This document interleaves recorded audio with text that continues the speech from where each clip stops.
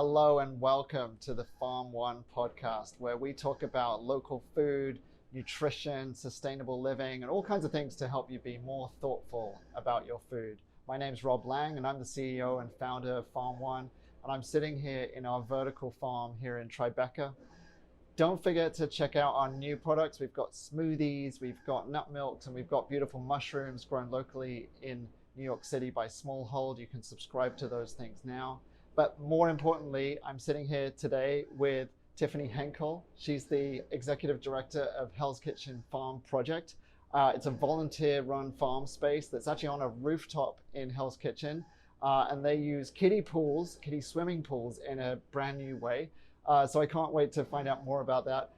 Welcome, Tiffany. It's great to have you here. Thank you. Thank you. It's great to be here, actually. I'm thrilled. This is a different kind of farm space than mine, so. Yeah, it's a little bit different. So tell us, what is the Hell's Kitchen Farm Project? Well, we are a rooftop farm in the middle of Manhattan. We've been around for a little over 10 years now. And what's unique about our farm is that we farm in kiddie pools primarily. We have 52 kiddie pools and some pots and some railing planters that we grow vegetables, edible flowers, a little bit of fruit, and everything that we farm goes directly back into the community primarily through our food pantry program. But we also provide meals for some of our programs that support homeless veterans and survivors of domestic violence. So I think what's unique about our farm is a lot of things, but what we love most about our farm is that everything we do goes back into the community. Great, amazing. And how did you get involved with the project? Well, I've actually been around, I'm the executive director of Rauschenbusch Metro Ministries, which is the parent organization of Hell's Kitchen Farm Project. I'm also the pastor of Metro Baptist Church, and I've been in those roles for almost 16 years. So I precede the Hell's Kitchen Farm Project, which is only about 10 years old. And so I was there when it sort of birthed into what it is now. So about 11 years ago, there were a group of folks that my colleague Alan Sharaus at the time was in a meeting with other organizations in Chelsea and Hell's Kitchen, and we were having conversations, and they were having conversations at the time around food security. And we've had a long time food pantry. And we were with these groups talking about the fact that a lot of folks that come to food pantries couldn't get fresh food. There were a lot of grants at that time that allowed us to get shelf-stable food, but not a lot of grants were giving us very much money to buy the fresh food. And at that time, farmers markets weren't taking a SNAP benefit, so people couldn't even do that. And so we were just talking about how do we get fresh food? And we said, well, we should just grow it and then give it. And that dream kind of came. And so one group of folks said, well, we have a grant writer. We could write a grant to do this, but we don't have the space. And then another person said, well, we have the farm expertise, but we don't have the space or the ability to get money. And we said, well, we have the space. And so it was sort of this collaboration of local organizations and Hell's Kitchen came together and birthed the Hell's Kitchen Farm Project. Amazing. And what do you actually grow up there? Well, because we grow in kiddie pools and planters, and because we're on a building that's over 100 years old, we grow a lot of things that grow fast and light. So a lot of greens, a lot of lettuces, chard, kale, mustards, pak choi. These are our primary, a lot of herbs that we grow over and over. And then in the summer months, we get into some heavier produce. So we do some cucumbers and squashes. We also do beets, carrots, beans. And so that's probably like the bulk, but we've had to figure out what grows in this weird space that we have up there. And that's what we found grows best and allows us to get the most food to those in our community. Yeah, and so you're sort of alluding to it. Sometimes going on a rooftop is a bit of an engineering challenge. Tell me a little bit about how you've solved that and how you use these swimming pools. Yeah, so interestingly, the folks that were a part of this original dream for the farm, we were a hodgepodge group of people. So I'm a pastor and an executive director of a nonprofit. We joined with another nonprofit that was doing a lot of food for the LGBTQ community. And then we partnered with a housing corporation that had, strangely enough, on their staff, a farmer and a horticulturist. And she brought her expertise. We had a city planner on our team, and then we had an architect who just happens to be my husband as well. But he started looking at different models and found this model of somebody who had taken a kiddie pool and made a farm bed out of it. And we started looking into it and thinking about that, and it worked great for us for a couple of reasons.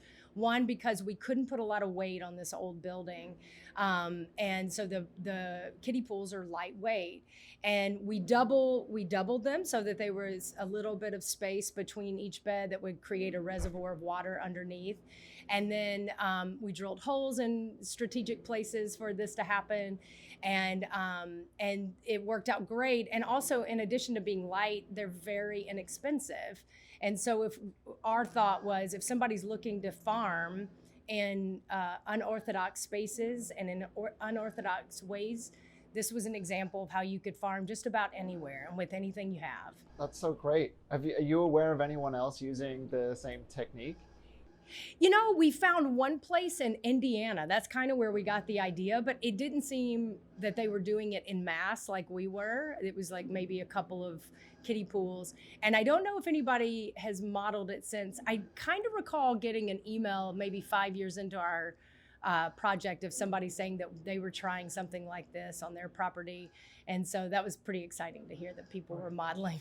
Yeah, it seems like a really great solution, using kind of materials on hand. And a lot of farming stuff, particularly vertical farming, can be kind of over-engineered sometimes. So I personally really love that approach. Yeah. So what's it like going up to the farm and, entering the space, and what kind of experience is that to see it? It's pretty amazing. Well, so you should know, like, where we're located, we're in the middle of Midtown Manhattan. We're right next to the Port Authority bus terminal, the Times building, Hudson Yards we can see from the roof space. So we're surrounded by this sort of forest of still buildings, and we hear the roar of the buses going by. There's just a lot of activity. And when you get up onto this, we're kind of on the top of the 4th floor of this building. When you get up there, you can still hear the hum of all that. Obviously, you can see all of that. But there's just this really beautiful experience of being in the midst of the growing plants, the fruit trees that we have up there now. We just got bees this year. So we have the bees swirling around us. And the pigeons, who have not always been our friend for the farm, are even sort of lovelier on top of this roof and in this space. So I don't know, it's a nice, fresh breath of air, right? In the middle of a crazy city. Yeah, exactly. And that neighborhood, I know certainly through COVID, it's changed a little bit as well, right? Tell us a bit about the dynamics of that neighborhood over the past few years and then now. Yeah, I mean, again, being in the middle of Manhattan, we were used to having a lot of tourists. We have a lot of hotels. It's also quite residential. A lot of people don't know that about Hell's Kitchen, but if you get just off of the main stretches, there's a lot of old tenement buildings, and now new high rises that hold, individual residents, families, just a whole gamut of folks who live in. It's a very diverse community. And so it's an interesting mix, Hell's Kitchen, of just like commuters, generally speaking, before COVID, coming in and out of the Port Authority. So it's fast paced, but also home to a lot of people. So that's always been really an appeal to me, to be in that space. During COVID, it definitely changed. Not as many commuters, obviously. A lot of restaurants closed, a lot of businesses. We also became the home of a high population of homeless residents, because the hotels were turned into shelters to move people out of the crowded city shelters. And that's certainly been a challenge, but it's also been an opportunity, in my opinion, to to be neighbors, to be home to people who need it the most vulnerable in our community. And we've tried as an organization to really reach out and to support those that were coming in. During COVID, we provided a lot of meals. We have a commercial space, a commercial kitchen space in our building. So we've used those resources. We use some of the farm to make some of those meals and get it to folks who were struggling. So we're, it's coming back something to what it looked like before, but it's going to be a long road, just like for a lot of people in the city, I think. Yeah, makes sense. It's great that you guys are doing something in that community as well. And I think it's really inspiring, and I think you use a bunch of volunteers who work in the space. Can you tell me a little bit about that program and who those people are? Yeah, as it stands right now, actually 10 years into this, we've never had a full-time paid staff member to run the farm. It really is run by folks in the community. And we've been so grateful for the fact that people have wanted to give, not just, well, I'll say this, we're grateful for every volunteer. And before COVID, we probably had between 1,000 and 1,500 folks that would come and visit the farm in a year's time. Most of them would get their hands dirty and get in the beds and harvest or plant food for us. Many would just come and just sort of walk around and see the space. Since COVID, we haven't been able to open up to the public in the same way or have groups. So prior, we would have individual volunteers, we would have school groups, we would have corporate volunteer groups that would come and really allow us to do all the things that we hoped we could do every year. Since then, we've had to rely on our core volunteers. We have an advisory board. Most of those are made up of actual farm volunteers. So they are getting their hands dirty every week. And they are folks that live in the neighborhood. For the most part, they're invested in the mission of giving back to the community. And several of them are retired, which is great in terms of their flexibility of time, and their commitment to what we do. We could not do it without volunteers. Literally, we would have to close the farm down if we did not have these amazing volunteers. Right now, we're down to a core of about 4 or 5 core volunteers. We're hoping to open up more in June, and so hopefully you and others can come and visit us then. Yeah, and I'm curious, what makes people decide to volunteer? Because I know, like, during COVID, a lot of us have tried to sort of give back in various different ways, but sometimes there's a sort of barrier for people to want to actually turn up and do something. Yeah. Well, we have a couple of barriers ourselves, even before COVID, because we're in an old building. We don't have an elevator. So unfortunately, we're not accessible to everybody that would want to be up there. We have started to do some farming, not quite to the degree that you're doing here, but some undergrow light planting on our main level so that people that can't get up to the top level can see what's going on and participate in that. But we've always had to struggle a little bit with the barriers that were already there. But to be honest with you, folks are always interested. They hear about this crazy thing that's happening just down the road from them, and they're like, how can I be a part of it? And like I said, normally we're open to whatever. Just come up there and check it out and get your hands dirty. And that's how we've gained a base of regular volunteers, is people just interested. A lot of them didn't even know much about farming before, but they've learned a lot over the years. And so that's been really great. But now we invite people to support what we're doing financially, obviously, because then we're able to hire a few more people to help us out as needed. People can volunteer in our food pantry program right now, which is grab and go. So we used to be able to let people come in and sort of shop for their food. Right now, it's like grab a bag that we put together for you. We're hoping that changes soon as the vaccines and get more widespread and people are safer. So, yeah, and that food pantry situation in New York City, give us your take on where are we now, what happened during COVID, and where should we kind of go next with it? Because it's obviously a huge issue of food security in the city. Absolutely. So I'll tell you, our story is that our food pantry has increased by 175% since the start of COVID. So there's definitely a need. What's also changed is the people that are coming to the food pantry. So there've always been, especially in our neighborhood, folks who were coming that were working folks, working poor, unfortunately. People who have their jobs, but they just don't have enough to put enough food on their table to ensure that they've got fresh, delicious food, healthy food for their family. That's always been a little bit of the case, but it's definitely more the case. Then we had so many people losing their jobs, people losing their entire businesses that were showing up. We heard a story of a woman who owned her own restaurant. 2 weeks into the pandemic, she was at our door getting bags of groceries. So grateful. We were honored to be a part of supporting her. And a lot of our volunteers have been folks who have been in situations where they were clients of the food pantry and then they wanted to give back. And I think that's a beautiful story too, of just like people in your own community supporting. We're any of us can be in that boat at any moment. And that's probably what COVID has shown us most directly, is that any of us could be in a situation where we need support. And so if all of us are giving back, if we're all trying to see what we can do support, there is enough for everybody. So we just have to do our part.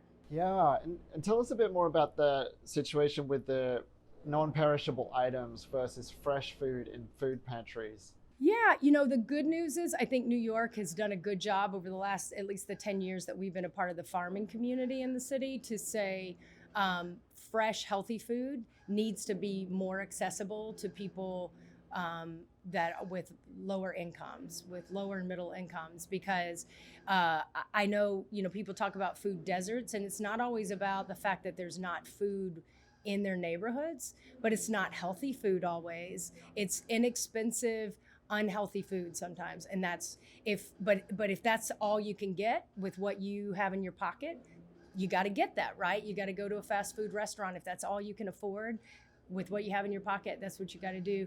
But I think New York has done a better job by expanding where SNAP benefits can be used. We've been fighting all along to ensure that SNAP benefits remain for those that need it. Certainly during COVID, that's been a fight to continue to make sure that people don't lose those benefits as things begin to open up and as the economy begins to open up a little bit more. We've been very vocal in the fact that we need to continue to make sure that people can get those benefits. I love that farmers markets can now take SNAP, and they've been doing that for a few years, which is great. I think that's what we got to do. We've got to find ways that more accessible, more healthy food is accessible to everybody. Sometimes that's education too, because if you've grown up in food deserts where only unhealthy, cheap food is available to you, that's what you think is food, right?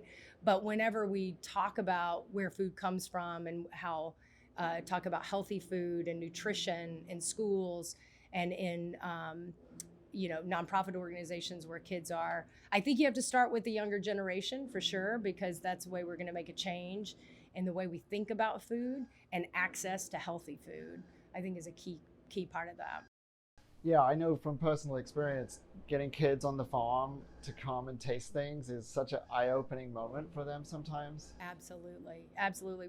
We prior to COVID, unfortunately for the last 2 summers, we haven't been able to provide this program, but we provide a high school youth farm intern program where we have between 10 and 12 high schoolers that join us for 6 weeks in the summer. They get on the farm, they get in the food pantry, so they learn the techniques, they learn about food insecurity in our community.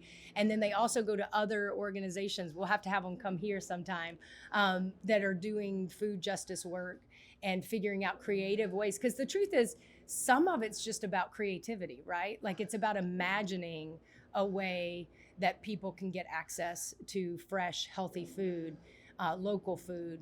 And once a kid's imagination or an adult's imagination is open up to the ways that can happen, then you just think this is accessible. There are ways to do this. And one of the opportunities that our kids have had, we also run a community supported agriculture program, a CSA. We do not provide the food from the roof to the CSA, but we partner with a local farmer in New Jersey who grows the food and brings it in, and people buy those shares. And we also put those shares back into our food pantry. So people can sponsor a share and it goes into the food pantry. But the interns in our program a couple of years prior to COVID, we would take them out to the farm in New Jersey and they would harvest the food for that CSA day. And it was amazing that literally, I would say half of these kids would say things like, I had no idea that this is where food came from. Like they literally had no idea. And so when you realize that, you realize, oh wow, education, agriculture education, food education is key in order for us to sustain a world where people get healthy food, not just, something in their bellies, but healthy food.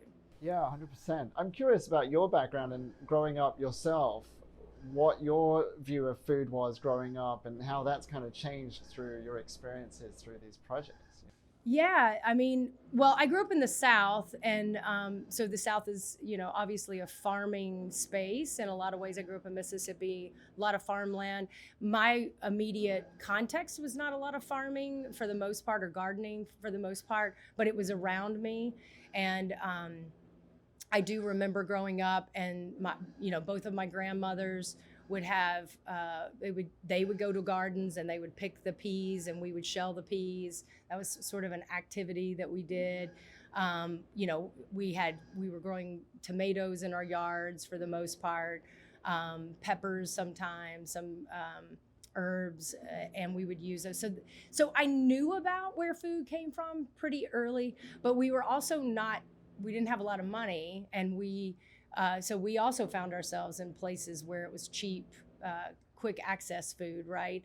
So I grew up not always appreciating the fact that I could farm food and that would be healthier for me, but I saw it around me. And so as I grew up and sort of became more aware of nutritional benefits, then I went back to some of those things in my head. I was like, oh, that's what was happening. I didn't know that was about health and nutrition. Now I get it, right? And that's about sustainability. Now I get it. Yeah. And I'm curious as well how you see it within the overall picture of what you do as an organization, because I know the Farm Project is just one piece. Yeah, the Farm Project is kind of the conduit for us to do these things, to talk about these things.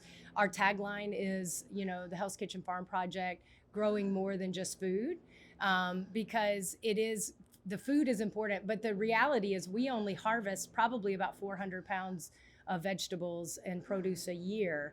Well, that's probably not even enough, to be honest with you, to provide healthy food for one Saturday of folks coming to our food pantry, to be, for all the folks that come. But it does something. It does get some food. But what we're doing beyond that is education, is advocacy, is awareness of where food comes from, how you could be a part of growing food, about sustainability. We talk about the fact that we're growing vegetables on top of a roof that's just adjacent to the largest bus terminal in the world. Now, we don't know that there's a huge impact on the air quality, but it can't be hurting the air quality, right? By growing food right next to this bus terminal. So we talk about all of these things because it's just part of what we do. Now we have bees, and that gives us a whole different level to talk about food and the ecosystem, all of that kind of stuff. So it's exciting. And I think prior to us being where we are in our neighborhood, there were a lot of kids who had no access to even the conversations, not just the food, but the conversations around this. So yeah, it's so inspiring. And I'm curious, what do you consider like the most fun part of your job right now? Gosh, well, the bees have been really exciting. That's kind of our new excitement, is learning about bees, because none of us actually, we have one person on our team who's had a little bit of beekeeping training, but for most of us, it's pretty brand new. So I'm loving learning about that. But to be honest with you, I have learned in the last 10 years plus, I've learned everything. For the most part, I know about farming, and I feel like I can hold my own. I'm not the expert, but I can hold my own, and I go to farmers markets and I know what different things are. I look at plants and I know for the most part what they are. I know how to seed them. I'll say, oh, you got to separate those seeds a little bit more. I know how deep the seeds can go. I know the germination stages of a lot of things, and I love that. And I have 2 young children, 12 and 10, and they've gotten to be up on the roof and learn some of this stuff too. And so I don't know. I just think my New York City life would be very different without this farm, for sure. My family's life would be different, and I think the life of a lot of our residents in our community would be different without our farm. Yeah, I feel the same way. I'm lucky enough to come down here whenever I want, I get free herbs, of course, but it's like a great sort of place to come when New York seems a little bit too gray and concretey. Yeah, and so do you have any advice for someone who might want to start a project like this, either in New York City or another place? Well, I'll say, I think what our farm has always been, we've held up as like, hey, anybody can farm. Like we started with 1 expert on our team. The rest of us had other expertise or no expertise at all. And we just played around with this. I think you asked me before, like, what's my favorite part of the farm? And there are a lot of like tangible favorite things. But what I think I like most about the farm is that it's been experimental from day one. We've just tried things, and some things worked and some things didn't. And we never got too worked up about when things didn't work. We just tried something different the next time. And that's its own life lesson, I guess. And I love that. So I would say my advice would be try it. Like you have no idea at all. Get a pot, get some soil, put a seed in it and stick it in your window and water it and see what happens. And then read about it and learn from other things. There's also ways to grow without soil, and you can try those too. And I say just try it. You've got light coming in. You've got a fire escape, something. Just try it. And again, you don't even have to purchase very much. You just take what you have. I think that's the thing with the kiddie pools is obviously we had to purchase the kiddie pools, but you don't have to even purchase most of the stuff to grow food. And so just give it a try and see what you like and see what gives you kind of excitement around it. Taste it. If you don't like that, grow something different, right? Right. So I just think it's that farming is experimental, and can be whatever you want it to be at any given time. So yeah. And what do you think New York should be doing to encourage more projects like these in the city? Well, I think there needs to be more incentives for using underutilized rooftop spaces. So we got a grant to do it, but prior to having this up there, this building was 100 years old, and for 100 years it had 4,000 square feet on the roof that was never used for anything, really. And I think there's so much of that. If you look around the city, you're just constantly seeing spaces that can't be used. I think incentives for landowners, building owners who, if they're vacant lots that aren't being used, even for a short time, it doesn't have to be a long-term commitment to be a farm, but just open it up and let a community, grow food there or provide some kind of support for food security in your community. And so I definitely think that there should be more education, more incentives for that to happen in our community. And I think there's beginning to be more of that.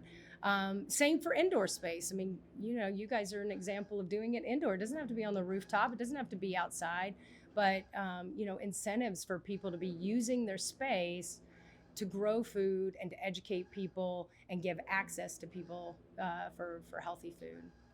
Absolutely. And so if someone's inspired by what you're doing and they want to get involved in the Hell's Kitchen Farm project, what's the best way to make contact and find out more about what you're doing? Yeah, right now, go to our website, hkfp.org. The Hell's Kitchen Farm Project is the name. And you can see on there ways that we're asking currently for support. Financially is always a big thing because we ask people to support sponsor a bed so that we can ensure growth for that entire bed for an entire season. It helps with educational resources when we're working with our youth in our community. And even though we may not be able to do a full-fledged youth farm intern program this year, we will be doing educational programs, one-off educational programs for those that are in a local day camp program. So they're going to be watering and they're going to be up there learning about it. So supporting it financially that way. And then keep checking back. Follow us on Instagram, HK Farm Project, I think is the name of it. Go to our website, you'll see it there. And but follow us because we are going to be opening up more. And when we do, we want people to join us up on the roof. We are looking for volunteers right now, but we're looking for folks who are willing to commit to some regularity rather than just coming for a one-off. Right now, we're looking for folks who maybe can come every week or twice a month or something that can help us during our really busy times. So again, if you go to our website, you'll see links to connect to those volunteer opportunities and stay connected with us. We're also, we are just now starting the CSA program for the year. So if people are interested in getting a weekly or bi-weekly delivery of fresh food, you can sign up for our CSA. Great. And I'm proud to say that we're going to be supporting Hell's Kitchen Farm Project with a donation, and we'll show some images and follow along with that project. So that's really cool. We'll get to sponsor our own little kiddie pool. Yeah, very cool. Rob. Yeah. And so, yeah, thanks so much, Tiffany, for joining me today. This is Tiffany Henkel. She's from the Hell's Kitchen Farm Project. And be sure to subscribe to the Farm.One podcast. There'll be more episodes that are introducing you to other things going on in the city, things that help you be more thoughtful about food. If you've got ideas for things, we'd love to hear from you at info@farm.one. You can also follow us on Instagram, which is farm.one. But yeah, we'd be excited to see you next time. So thank you so much, Tiffany. It's been great. All right, we'll see you later.